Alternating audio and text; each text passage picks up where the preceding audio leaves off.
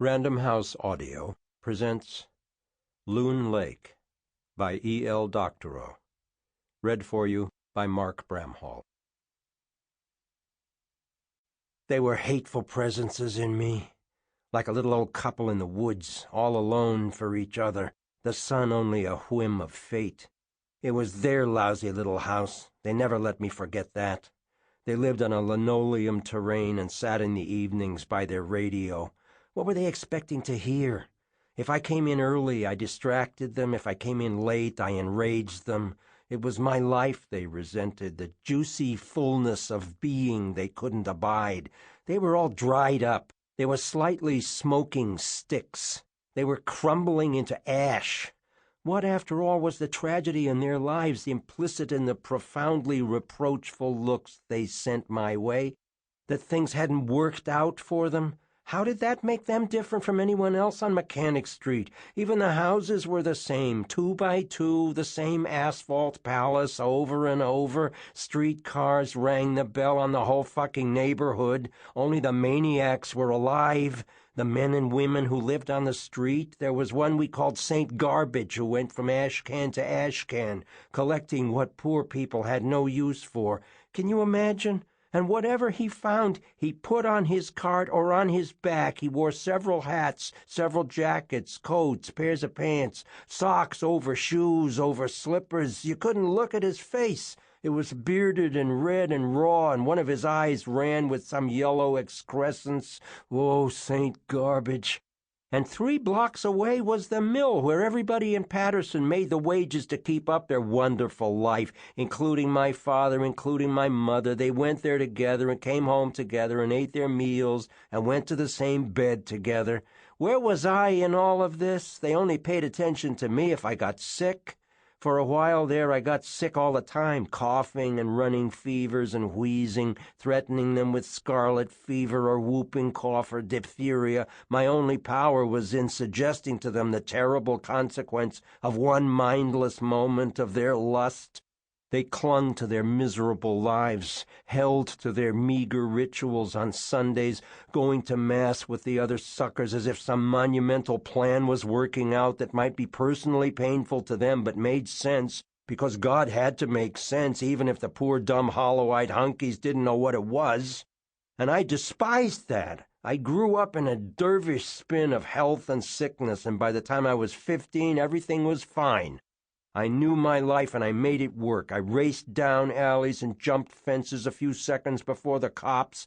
I stole what I needed and went after girls like prey. I went looking for trouble and was keen for it. I was keen for life. I ran down the street to follow the airships sailing by. I climbed fire escapes and watched old women struggle into their corsets. I joined a gang and carried a penknife I had sharpened like an Arab, like a dago. I stuck it in the vegetable peddler's horse. I stuck it in a feeb with a watermelon head. I slid awnings with it. I played peg with it. I robbed little kids with it. I took a girl on the roof with it and got her to take off her clothes with it. I only wanted to be famous. And the coal trucks releasing their fearsome anthracite down the sliding chutes to the dark basements, and Rico, the sweet potato man, putting into your hand a hot orange potato in a half sheet of the Daily News for 3 cents, the filthy black snow lying banked in the streets, the wind smelling of soot and machine oil blowing down Mechanic Street, and you are holding your hands on the sweet heat, cupping it, holding it up to your red face.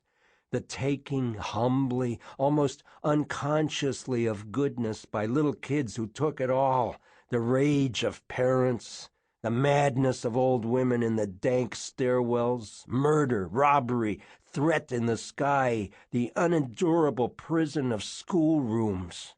In the 5 and 10 was the cornucopia of small tin cars with wind-up keys made in Japan, and rubber cops on motorcycles, and rubber chiefs in sidecars from Japan. There were tin autogyros and tin DC-3s.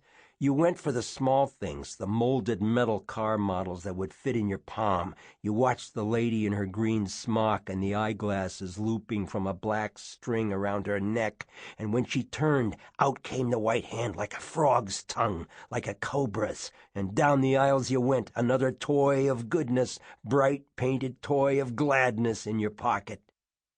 But I was alone in this. I was alone in it all.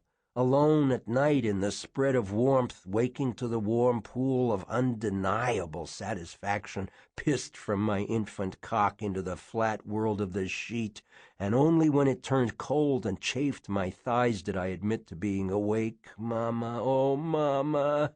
The sense of real catastrophe. He wet the bed again. Alone in that, alone for years in all of that.